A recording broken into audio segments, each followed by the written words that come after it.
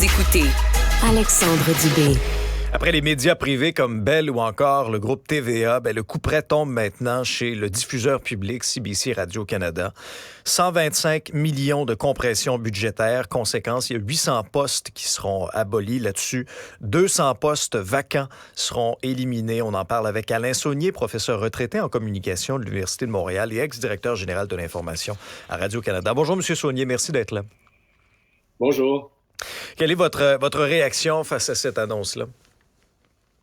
Je trouve ça vraiment difficile parce que on a besoin en fait d'un service public comme on a besoin aussi des entreprises privées, je pense à TVA et les autres.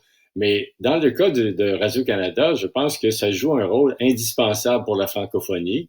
Et aussi, ce que ça démontre, c'est que la crise des médias vient de s'étendre le plus largement que jamais on avait vu dans toute notre histoire. On parle d'une crise des médias qui est vraiment exceptionnelle. C'est une collision frontale avec la nouvelle réalité où les géants numériques contrôlent toute la publicité et contrôlent aussi, d'une certaine manière, le tuyau par lequel l'information dorénavant circule. Et ça signifie que tout ce qui s'appelait les médias dits traditionnels autrefois sont en train d'être mis sur la voie d'évitement. Donc, à mon point de vue, c'est vraiment excessivement difficile. M. Saunier, la classe politique s'est indignée, entre autres, au cours des dernières heures, sur la répartition de ces compressions. On y va vraiment, là, 250 du côté de CBC, 250 à Radio-Canada. Or, vous allez pouvoir nous éclairer mieux que personne, là, mais la performance du réseau francophone versus la performance du réseau anglophone, c'est deux mondes, là.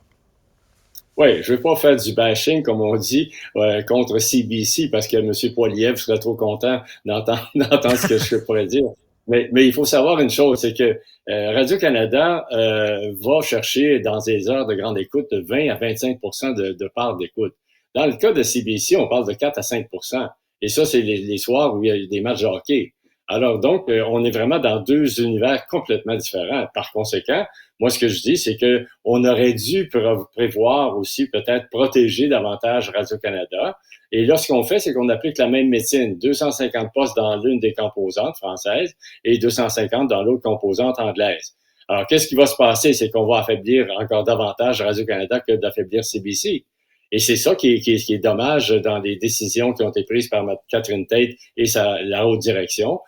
On n'aurait pas dû faire ça. On aurait dû être beaucoup plus, je dirais, protectionniste à l'égard du réseau français parce que c'est un joyau extraordinaire qu'on a. Ça ne veut pas dire que tout ce que Radio-Canada fait est excellent. Moi, je suis aussi critique à l'occasion contre Radio-Canada. Mais essentiellement, pour nous, dans l'écosystème, c'est majeur d'avoir ce système-là de service public pour l'ensemble de la francophonie parce que sinon, on n'aurait rien d'autre. Craignez-vous qu'il y ait un recul de l'information régionale? Absolument. Et ça, c'est catastrophique. Regardez à TVA ce que ça veut dire, les compressions budgétaires qui ont été annoncées il y a quelques semaines, il y a quelques jours. C'est majeur. Dans le cas de Radio-Canada, c'est certain qu'il va y avoir là aussi les régions qui ont écopé. Alors, qu'est-ce que ça signifie? Ça signifie que de plus en plus, on va avoir comme une classe de citoyens qui va être moins informés que d'autres parce que on n'aura pas la possibilité d'avoir des journalistes sur le terrain, d'avoir des gens qui vont aussi relayer ce qui se passe dans l'actualité économique, dans l'actualité culturelle, dans chacune des régions au pays, puis au Québec en particulier. Mais est-ce que le diffuseur public s'éloigne de sa mission en voulant parfois trop compétitionner avec les réseaux privés? Moi, j'ai été très critique. Je l'ai déjà écrit dans mon livre Ici était Radio-Canada. Je l'ai écrit aussi dans mon essai Les barbares numériques. Ce que je dis, c'est que Radio-Canada devrait recentrer un peu plus sa mission. Ça ne veut pas dire que tout ce qu'ils font, il faut que ça disparaisse, mais je vais vous donner un exemple. Radio-Canada a une mission de défendre la langue et la culture francophone. Comment se fait-il qu'une émission extraordinaire par ailleurs, qui s'appelle En direct de l'univers, qui est animée par France Baudouin, comment se fait-il qu'on y présente là des chansons en anglais à 80%? C'est pas le rôle de Radio-Canada, ça. Pourquoi est-ce que Radio-Canada fait des quiz? Est-ce que c'est la bonne chose à faire? Est-ce que c'est la bonne formule de quiz? Est-ce qu'on s'éloigne du mandat de Radio-Canada? Alors, toutes ces questions-là devront être vues et précisées, d'après moi, lorsque la ministre Pascale Saint-Onge, elle l'a déjà annoncé, elle va revoir le mandat et la mission de Radio-Canada. Moi, j'ai proposé à la ministre d'ajouter un volet aussi à cette révision-là, qui pourrait porter sur le financement également de Radio-Canada, parce que c'est une solution qu'il va falloir trouver rapidement. Parler du financement de Radio-Canada, l'éléphant dans la pièce, c'est le 100 millions par année de Google. J'entendais la présidente directrice générale de CBC Radio-Canada, Catherine Tate, dire en entrevue « Je veux ma part du gâteau et j'y ai droit ». Vous en pensez quoi, vous? Écoutez, moi, je pense qu'elle rêve en couleur.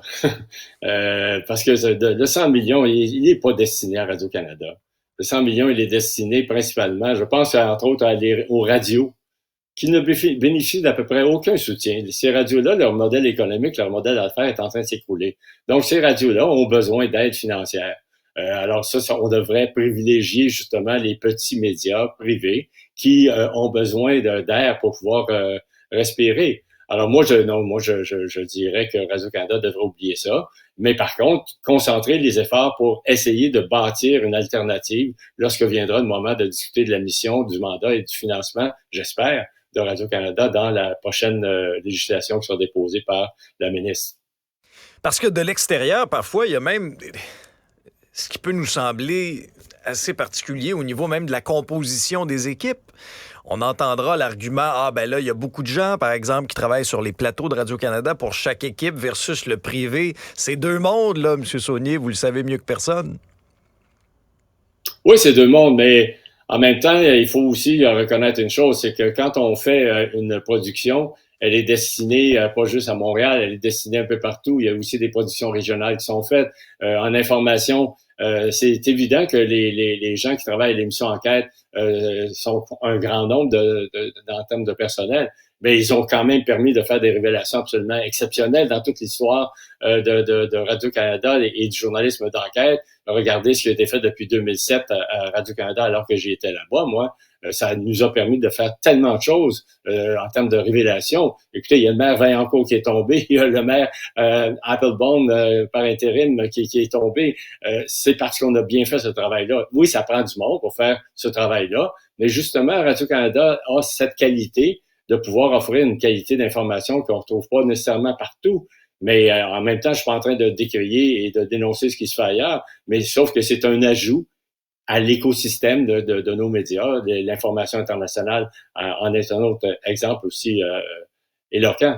Oui, et dans le contexte actuel, chaque emploi qui se perd dans le monde des médias, c'est déplorable. Ça nous démontre aussi la gravité de la situation, parce qu'on a beaucoup parlé de ces compressions dans le réseau privé, mais quand le diffuseur public aussi voit à peu près 10% de son effectif disparaître, on tire sur la sonnette d'alarme encore un peu plus fort. Alain Saunier, professeur retraité en communication à l'Université de Montréal, ancien directeur général de l'information de Radio-Canada.